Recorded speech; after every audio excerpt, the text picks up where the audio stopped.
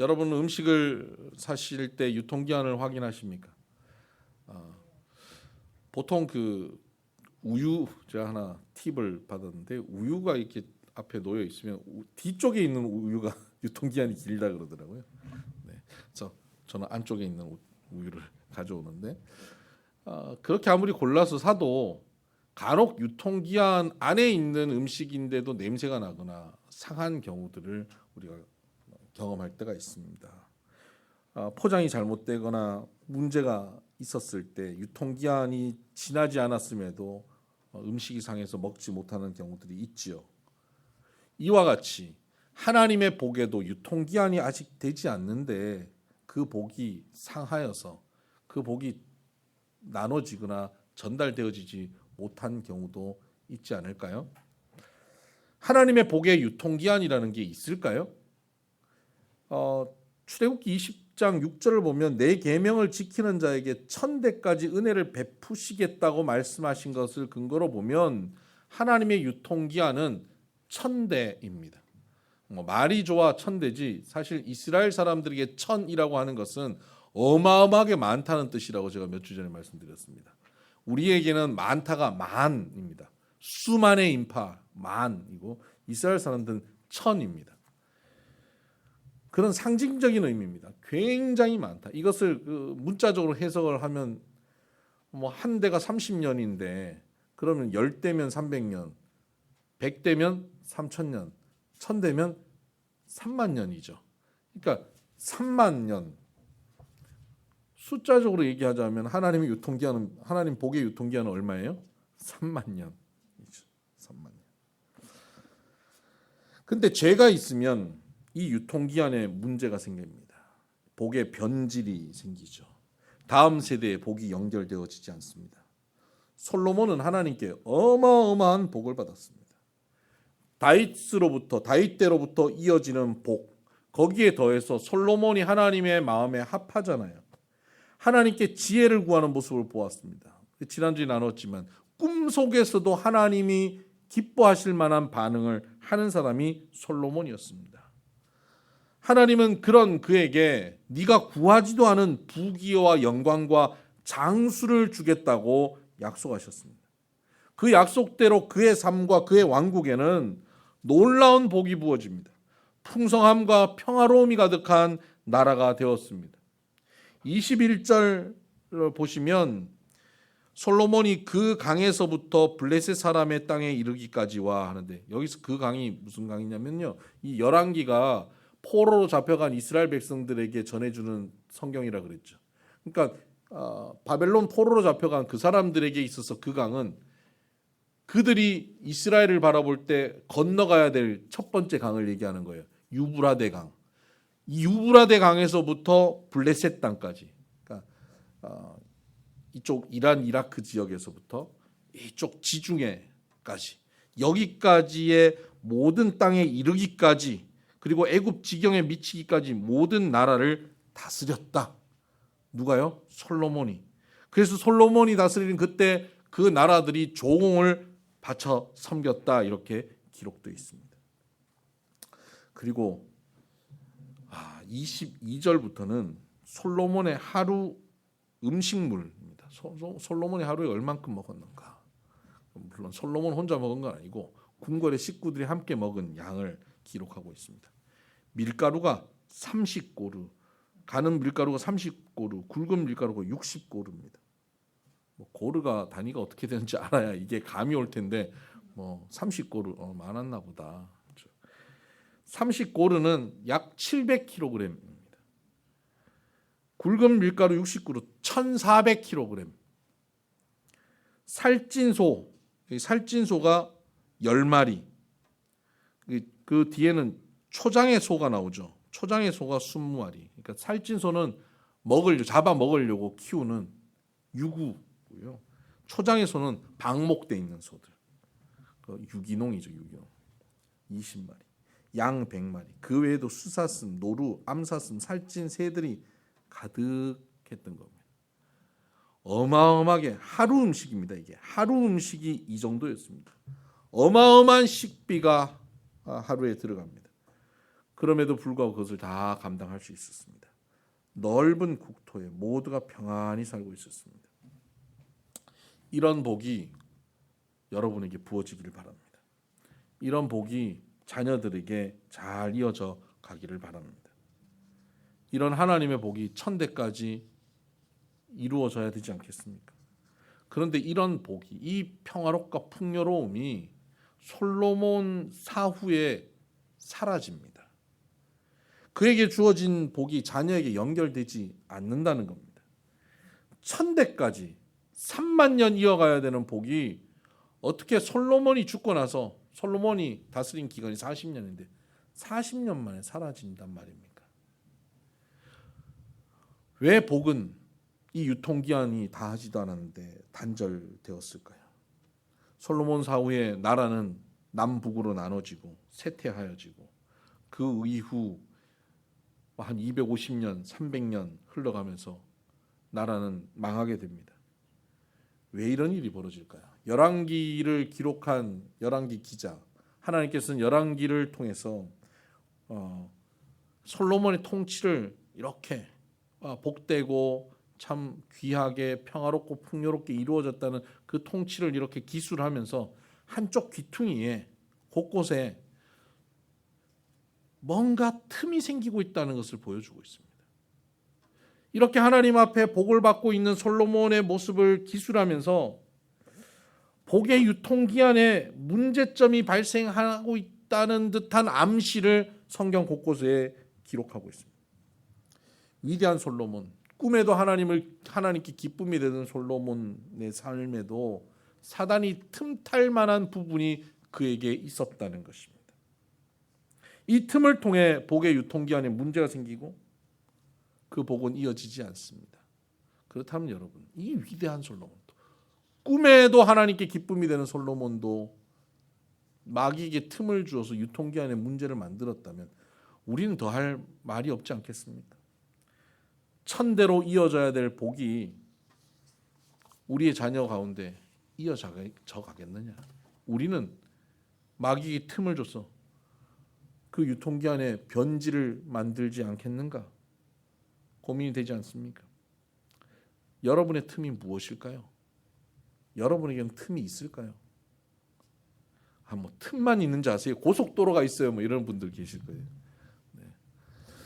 자, 오늘 이 솔로몬의 틈이 무엇인지를 성경을 통해서 좀 살펴보면서 우리의 틈도 이와 유사하지 않을까를 찾아봐야 합니다. 솔로몬의 틈이 무언가? 3장 1절을 한번 보십시다. 열왕기상 3장 1절입니다. 열왕기상 3장은 솔로몬이 꿈에도 하나님께 기쁨이 되었던 내용이 나오고, 그가 재판, 그 아기가 죽은 아기 가지고 두 창기가 와서 묻는 그 재판이 기록된 굉장히 귀한 장입니다. 그 장의 한 기퉁이 3장 1절에 문제점이 기록되어 있습니다. 솔로몬이 애굽의 왕 바로와 더불어 혼인 관계를 맺어 그의 딸을 맞이하고 다윗 성에 데려다가 두고 자기 왕궁과 여호와의 성전과 예루살렘 주위의 성의 공사가 끝나기를 기다리니라. 자, 솔로몬은 애굽 왕의 사위가 됩니다. 애굽 왕 바로 왕을 장인으로 삼았습니다.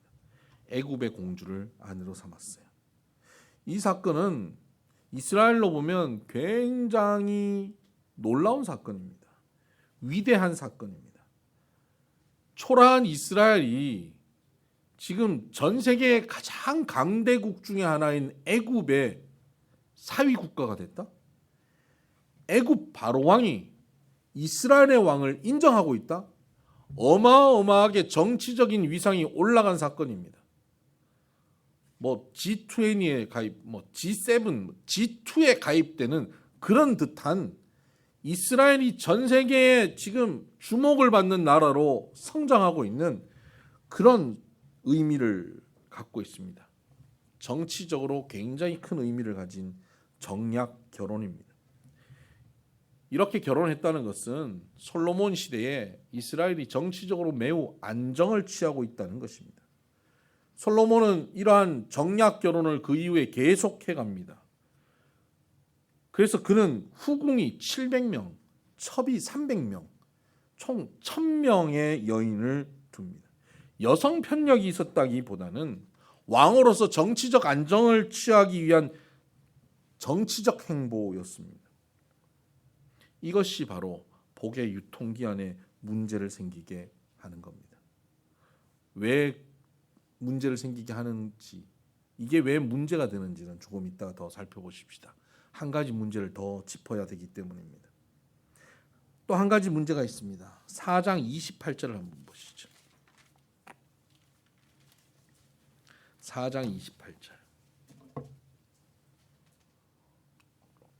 이스라엘이 잘 이제 정비되어지고 얼마나 복을 받고 평화로운지를 설명하다가 4장 26절부터 보겠습니다. 솔로몬의 병거의 말 외양간이 4만이요 마병이 2만 2천 명이며 그 지방 관장들은 각각 자기가 맡은 달에 솔로몬 왕과 왕의 상에 참여하는 모든 자를 위하여 먹을 것을 공급하여 부족함이 없게 하였으며 또 그들이 각기 직무를 따라 말과 준마에게 먹일 보리와 꼴을 그 말들이 있는 곳으로 가져왔더라. 말이 어마어마하게 많았다는 겁니다. 말 외양간이 4만이 되는 겁니다. 병거가 엄청 많았습니다. 10장 26절에 보면 병거가 1400대, 병거와 말을 애굽에서 들여와서 남아도니까 헷 왕들과 아람의 왕들에게 팔기도 했습니다. 그러니까 말을 유통하는 일도 하는 것이죠.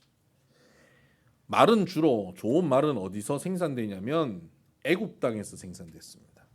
그 애굽 땅에서 생산되고 애굽에서 유통되는데 애굽의 사위 국가니까 얼마나 말을 손쉽게 수입해 드리겠습니까? 그 수입한 그 말을 주변 국가에 또 유통시키는 겁니다. 말이 남아돌고 남아돌아서 주변 국가에 나눠주는 겁니다. 이게 왜 하나님이 주신 복을 단절시키는, 복의 유통기한에 문제를 일으킬 만한 지점이 될까요? 말을 많이 두는 게 뭐가 문제입니까? 왕이 정략 결혼을 하고 아내를 많이 두는 게 뭐가 문제입니까? 그 당시의 왕들은 거의 다 그렇게 했는데요. 그렇게 못해서 문제였죠. 신명기 17장 15절 이하를 한번 보실까요? 신명기 17장 15절 이하입니다.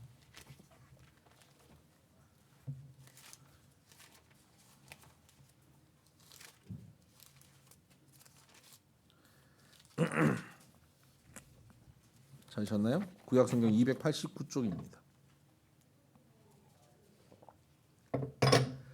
반드시 내 하나님 여호와께서 택하신 자를 내 위에 왕으로 세울 것이며 내 위에 왕을 세우려면 내 형제 중에서 한 사람을 할 것이요 내 형제 아닌 타국인을 내 위에 세우지 말 것이며 그 다음이 중요합니다.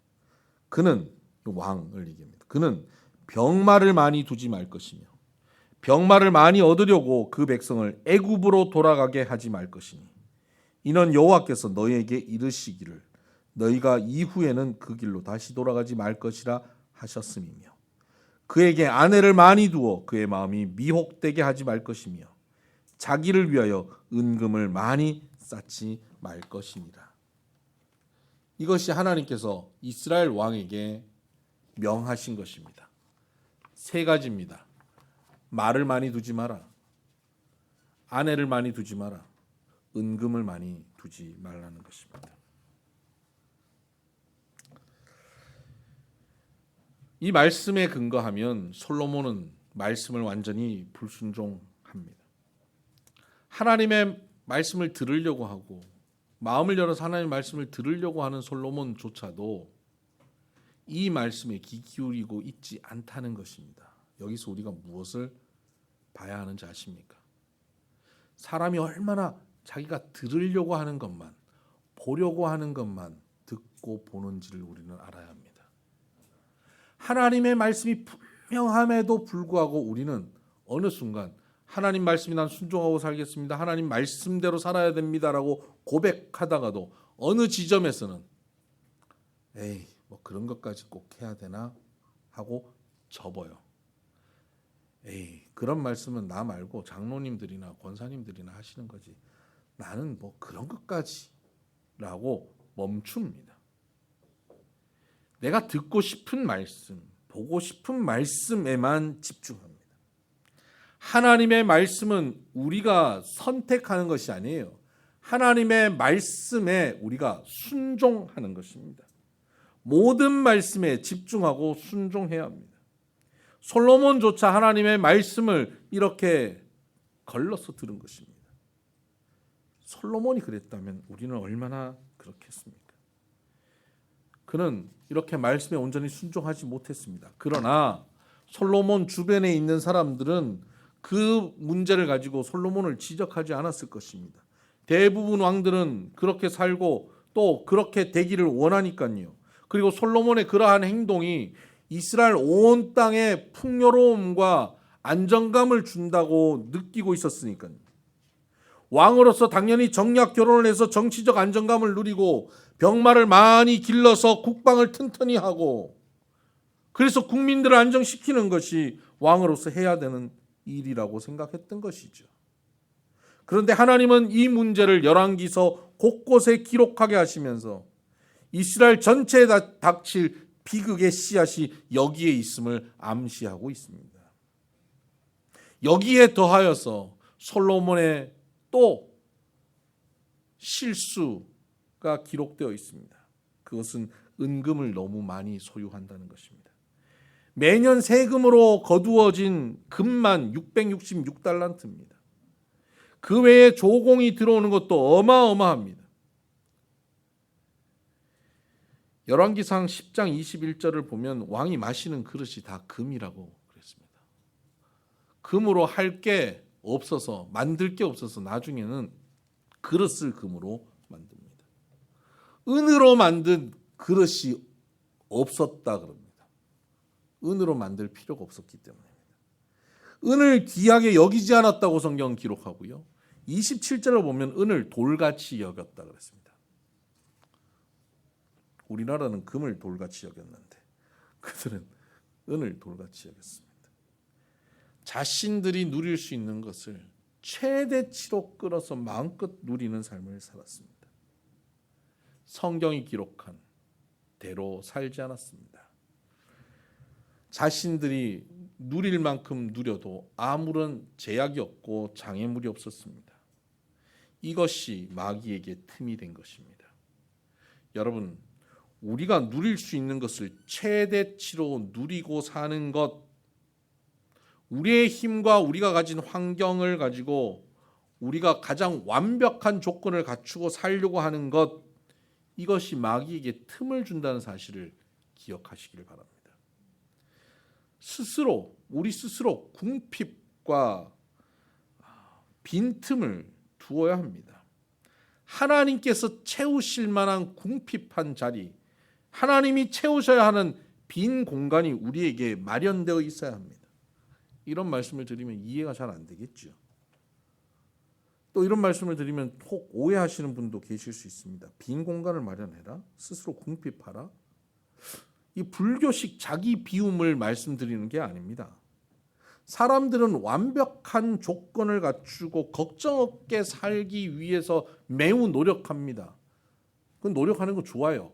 노력하다 하다가 한계에 부딪힐 때가 있어요. 안 될 때가 있어요. 해서는 안 되는 일이 우리에게 주어질 때가 있어요. 솔로몬 같은 게 애굽에 내려가면 안 되고 애굽 공주와 결혼하면 안 되는 이 한계가 있는 거예요.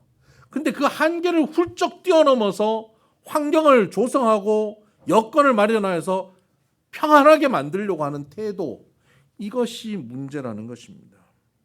모든 것 갖추고 완벽한 조건을 가지면 우리가 평안해지겠습니까? 예수님께서 말씀하셨습니다. 한 부자가 많은 곡식을 거두었습니다. 그리고 창고를 더 지어서 곡식을 창고 가득히 모아두었습니다. 그날 밤 그는 그 창고를 보면서 만족스럽습니다. 배를 두드리면서 내 영혼아 평안하라, 평안하라. 이제 되었다. 이제 걱정이 없다. 그날 밤 그를 데려가면 그 모든 곡식은 누구 것이 되겠느냐? 과연 다 갖추었다고 평안할 수 있을까요? 그의 생명이 주님의 손에 있는데 자신이 생각하는 완벽한 조건을 갖춘다고 우리는 평안을 누릴 수 있겠느냐는 것입니다. 하나님이 왕이 되는 사람에게 경고하셨습니다. 권력과 부를 가지고 누릴 수 있는 최대치를 누리며 살지 말 것을 경고하셨습니다. 다윗은 이 경고대로 전쟁에 나가서 승리하고 수많은 말과 병거를 얻으면 그 중에 100대만 남기고 나머지 말에 발 힘줄을 끊었다고 사무엘하 8장 4절에 기록되어 있습니다. 왜 바보같이 다 얻은 자기의 말에 발 힘줄을 끊었을까요? 하나님이 역사하실 공간을 마련하기 때문입니다. 하나님이 역사하실 빈틈을 드려야 하기 때문입니다. 내가 이 말을 의지할까 두렵기 때문입니다. 우리에게는 이런 자세가 필요합니다. 인간은 말이 많아지고 돈이 많아지고 권력이 많아지면 모든 것을 완벽하게 갖추고 나면 하나님이 아닌 것을 의지하려고 하는 제약된 습성이 우리에게 있기 때문입니다. 내가 다 컨트롤할 수 있는 상황이 조성되면 얼마나 좋겠습니까? 모든 것 다 내 마음대로 할 수 있으면 얼마나 좋겠습니까? 많은 분들이 그렇게 얘기해요. 자식들이 내 마음대로 되는 게 없어요. 네, 안 돼야죠. 안 되는 거예요. 자식들은 내 마음대로 안 돼요. 그래서 하나님 앞에 엎드려 기도하는 거예요. 남편 때문에 속상해요. 그렇죠. 남편이 손가락 갔다 가면 왔다 갔다 할 수 있으면 얼마나 좋겠어요. 그렇죠?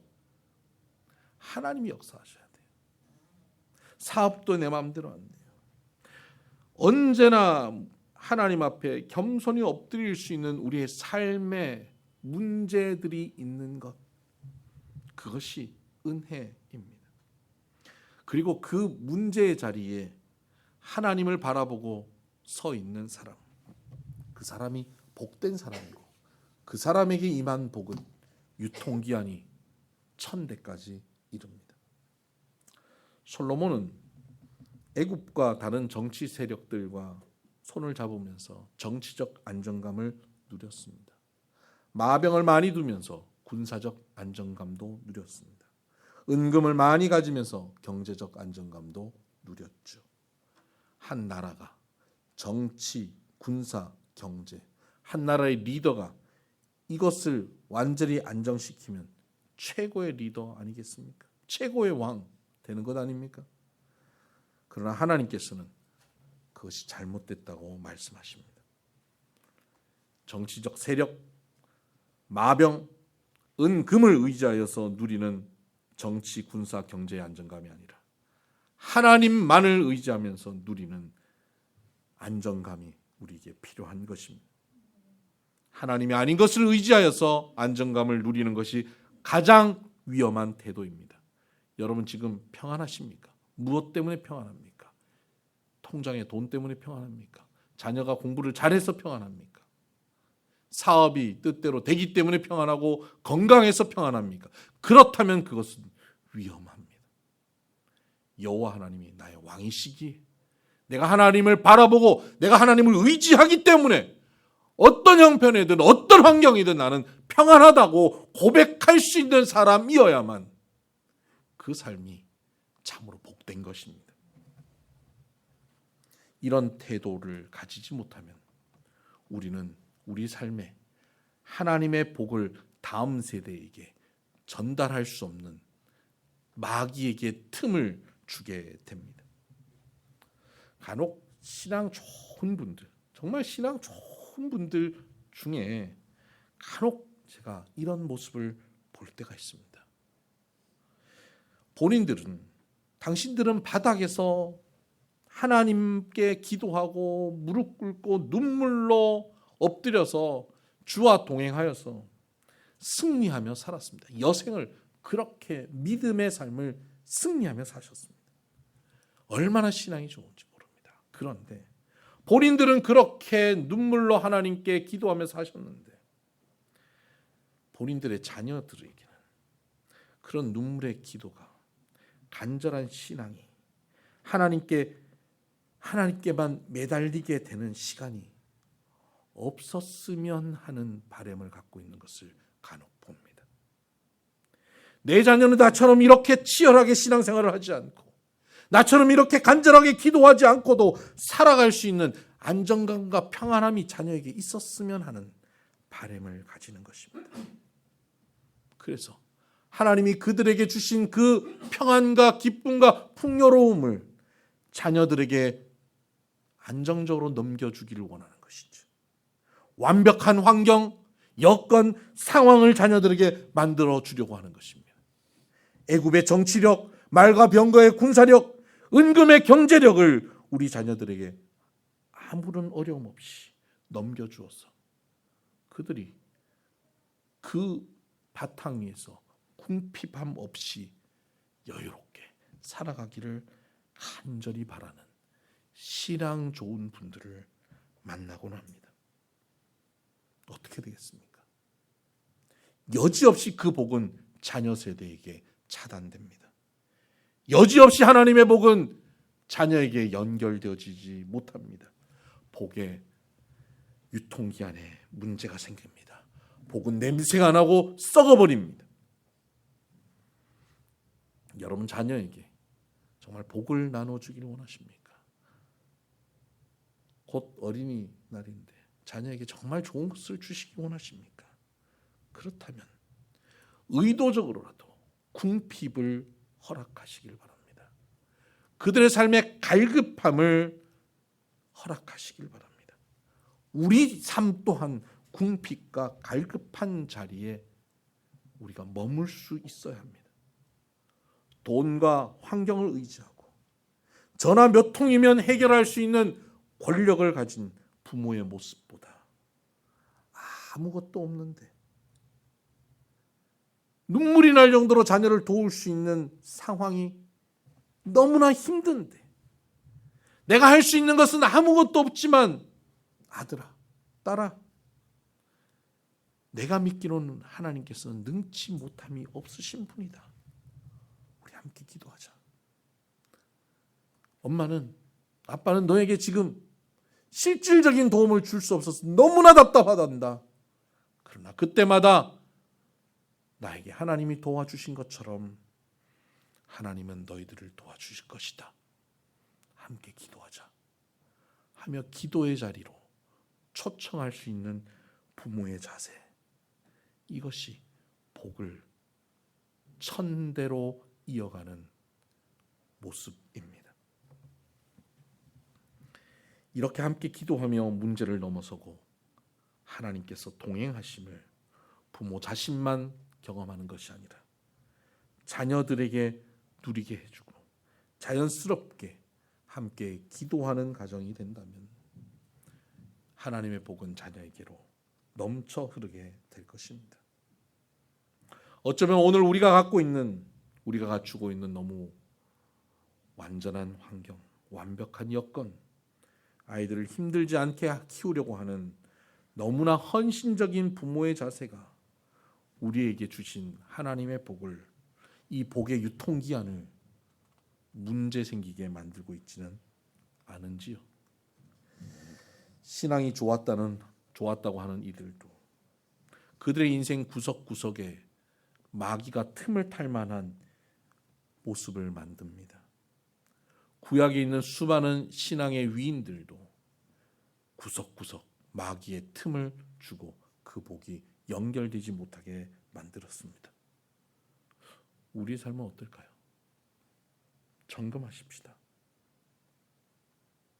저에게는 정말 간절한 영적 욕심이 있습니다.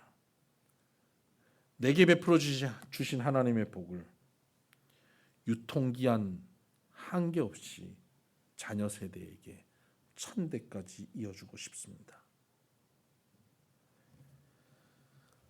마귀가 틈을 탈 수 없는 삶을 제 삶 속에서 살아내고 싶습니다. 그래서 제가 성경을 열심히 찾아봤습니다. 마귀가 틈을 탈 수 없는 삶은 없을까?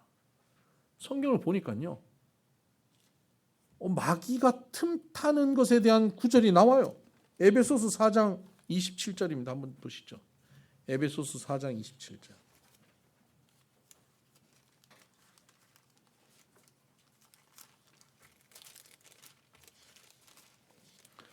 신약성경 314쪽.